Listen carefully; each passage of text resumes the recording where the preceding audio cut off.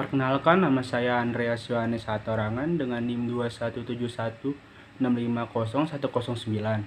Di sini saya ingin membaca ringkasan buku R. Suroso, Pengantar Ilmu Hukum. Bab 1. Pengertian tentang pengantar ilmu hukum. A. Pengertian dari sudut pandang pengantar. Pengantar ilmu hukum adalah mata kuliah yang merupakan dasar bagi setiap mahasiswa atau orang yang akan mempelajari ilmu hukum dan memberikan pengertian-pengertian dasar sebagai istilah dalam ilmu hukum yang bersifat umum, yakni tidak terbatas pada ilmu hukum yang berfokus pada negara tertentu dan masa tertentu. B. Pengertian dari sudut pandang ilmu hukum. Definisi ilmu hukum adalah ilmu pengetahuan yang objeknya adalah hukum. Kajian ilmu hukum tidak terbatas pada suatu wilayah saja karena juga membutuhkan perbandingan mengenai hukum di tempat lain. Demikian pula bahwa ilmu hukum mempelajari dan menelas semua hal yang berhubungan dengan hukum. Untuk itu secara sederhana dapat dikatakan bahwa definisi ilmu hukum adalah ilmu pengetahuan yang objek kajiannya atau objek telahannya adalah hukum. C. Cabang-cabang ilmu hukum yang termasuk ilmu hukum. Menurut J. van Apeldoorn berpendapat bahwa sebagian ilmu hukum terdiri dari sosiologi hukum, sejarah hukum, dan perbandingan hukum. Menurut J.B.H. Bolfron, ilmu hukum terdiri dari dogmatik hukum, sejarah hukum, perbandingan hukum, politik hukum, dan ajaran ilmu hukum umum. Lalu menurut J. van Apeldoorn berpendapat bahwa sebagian ilmu hukum terdiri dari sosiologi hukum, sejarah hukum, dan perbandingan hukum. Menurut J.B.H. Bolfron, ilmu hukum terdiri dari dogmatik hukum, sejarah hukum, perbandingan hukum, politik hukum, dan ajaran ilmu hukum umum.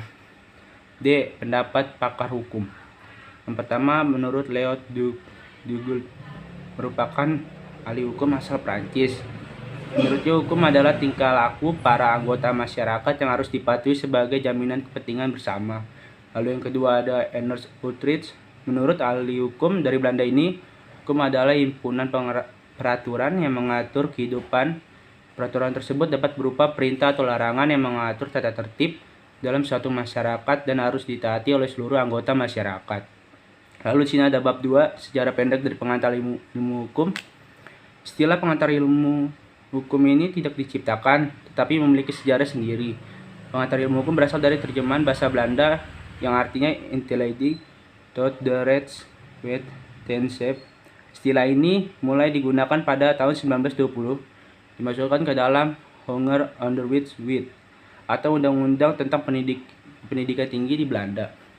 Bab 3 itu manfaat dan peran pengantar ilmu hukum. Yang pertama, memperkenalkan segala masalah yang berhubungan dengan hukum. Lalu yang kedua, memperkenalkan ilmu hukum, yaitu pengetahuan yang mempelajari selak-beluk daripada hukum dan segala bentuk dan manifestasinya. Yang ketiga, berusaha untuk menjelaskan tentang keadaan, inti, maksud, dan tujuan dari bagian-bagian yang penting dari hukum, serta bertalian antara berbagai bagian tersebut dengan ilmu pengetahuan hukum. Bagian keduanya yaitu hukum bagian objek ilmu hukum. Yang A itu arti hukum dari segi A hukum. Kata hukum berasal dari bahasa Arab dan merupakan bentuk tunggal. Kata jamaknya ada al-qas yang selanjutnya diambil alih dalam bahasa Indonesia menjadi hukum. B. Res. Res berasal dari Rectum bahasa Latin yang mempunyai arti bimbingan atau tuntutan atau pemerintahan. Lalu ada C. Lus. Kata lus berarti hukum berasal dari bahasa Latin luber. Bere artinya mengatur atau memerintah. Lex, kata lex berasal dari bahasa Latin dan berasal dari kata leaser. Leaser artinya mengumpulkan, dalam mengumpulkan orang-orang untuk diberi perintah. Lalu di sini ada B, definisi oleh beberapa pakar. Yang pertama ada DRSC Kansil. Kansil menyatakan bahwa hukum bisa menciptakan ketertiban dalam pergaulan manusia. Hal ini dimaksudkan untuk memelihara keamanan dan ketertiban dalam masyarakat. Lalu ada JCT Simorangkir, hukum merupakan peraturan yang bersifat memaksa dan berfungsi sebagai pedoman tingkah laku manusia dalam masyarakat yang disusun oleh lembaga berwenang. Hukum memiliki konsekuensi bagi siapa saja yang melanggar. Lalu ada C, perintah dan fungsi hukum. Fungsi utama hukum ialah untuk menertibkan serta mengatur masyarakat. Harapannya hukum bisa bisa menciptakan lingkungan masyarakat yang aman dan tertib. Selain itu, hukum juga memiliki fungsi lainnya. Lalu menurut Lawrence M. Friedman, hukum memiliki fungsi pengawasan sosial atau social control. Artinya hukum berperan untuk mengawasi serta mengendalikan lingkungan sosial di masyarakat. Lalu fungsi hukum itu terbagi menjadi 4. Yang pertama sebagai sarana penggerak pembangunan. Lalu yang kedua sarana untuk mewujudkan keadilan sosial lahir dan batin. Yang ketiga alat pengatur tertib hubungan masyarakat. Yang 4 sebagai fungsi kritis. Tujuan hukum mendapat beberapa ahli. Yang pertama L.J. Van Apeldoorn. Tujuan hukum menurut Van Apeldoorn adalah untuk mengatur pergaulan hidup supaya pergaulan hidup menjadi damai. Menurutnya hukum adalah sesuatu yang menghendaki sebuah perdamaian. Lalu ada Sudikno Mertokusumo. Tujuan hukum menurut Sudikno Mertokusumo adalah menciptakan tatanan masyarakat yang tertib. Menurutnya hal itu adalah tujuan hukum yang pokok. Melalui hukum harus ada ketertiban serta keseimbangan dalam kehidupan ini. Lalu yang kedua ada Jerome Frank, salah satu pakar yang juga menyampaikan pendapatnya mengenai tujuan hukum adalah Jerome Frank. Tujuan hukum menurut Jerome Frank adalah untuk membuat hukum yang lebih responsif tujuan tersebut terhadap kebutuhan sosial. Lalu di sini ada undang-undang. Yang pertama adalah Undang-Undang 1945. Undang-Undang Dasar 1945 merupakan segala induk dari peraturan perundang-perundangan di Indonesia dan merupakan hukum tertinggi di Indonesia. Dan segala peraturan perundang-undangan yang dibuat tidak boleh bertentangan dengan UUD 1945. Lalu di sini ada yang kedua yaitu ketetapan MPR. Ketetapan MPR tidak terdapat dalam UUD 1945. Namun berdasarkan surat presiden yang ditujukan kepada DPR nomor 22/HK/1959 tanggal 20 Agustus 1959. Dikenal bentuk peraturan perundang-undangan, salah satunya adalah keputusan MPRS yaitu peraturan perundang-undangan yang dibuat berdasarkan pasal 2 UUD 1945. Lalu kebiasaan atau tradisi adalah sumber hukum yang tertua. Sumber dari mana dikenal atau digali sebagian dari hukum di luar undang-undang dapat menemukan atau menggali hukumnya. Kebiasaan merupakan tindakan menurut pola perilaku yang tetap, ajak, lazim, normal, atau adat dalam masyarakat atau pergaulan hidup tertentu. Lalu ada jurisprudensi. Jurisprudensi adalah putusan hakim terdahulu yang telah berkekuatan hukum tetap dan diikuti hakim dalam memutus suatu perkara atau kasus yang sama. Jurisprudensi menjadi salah satu sumber hukum selain undang-undang, traktat, kebiasaan, dan doktrin. Lalu ada traktat.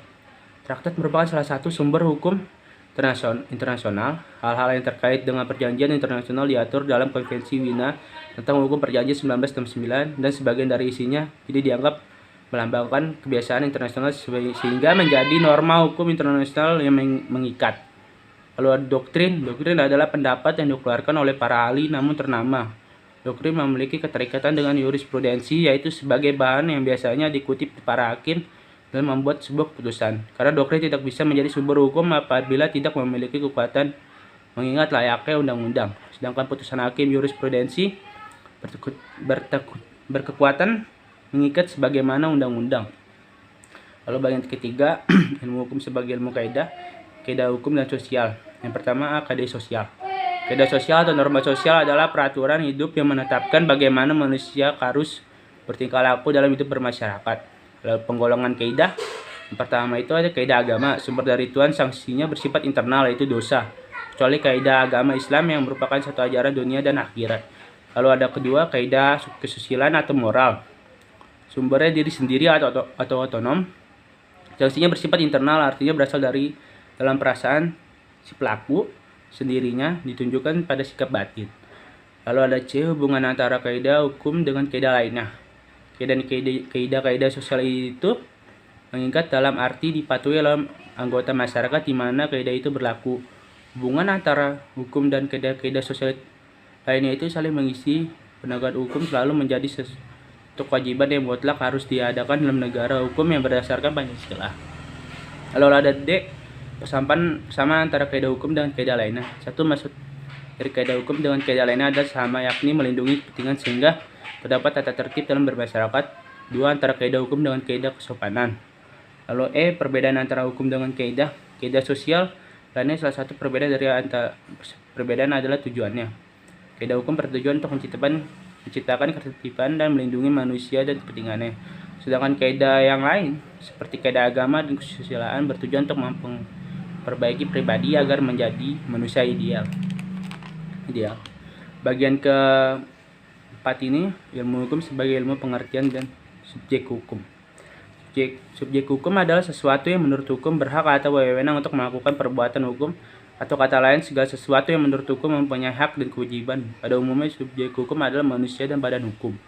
Objek hukum. Objek hukum adalah segala sesuatu yang berguna bagi subjek hukum, dapat dijadikan permasalahan hukum dan dapat dikuasai oleh subjek hukum. Peristiwa hukum. Peristiwa hukum adalah setiap peristiwa ke masyarakat yang menimbulkan akibat yang diatur. Perbuatan melawan hukum adalah sebagai perlawanan hukum keperdataan.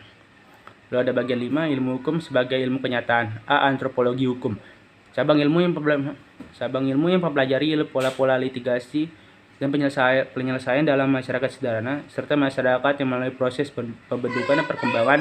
Dapat dikatakan bahwa kajian antropologi hukum relatif baru dan baru muncul pada abad ke-19 ketika dilakukan upaya-upaya untuk menelah landasan hukum di Eropa, antara lain dengan cara membandingkan sistem hukum perusahaan masih dianggap sederhana di luar Eropa.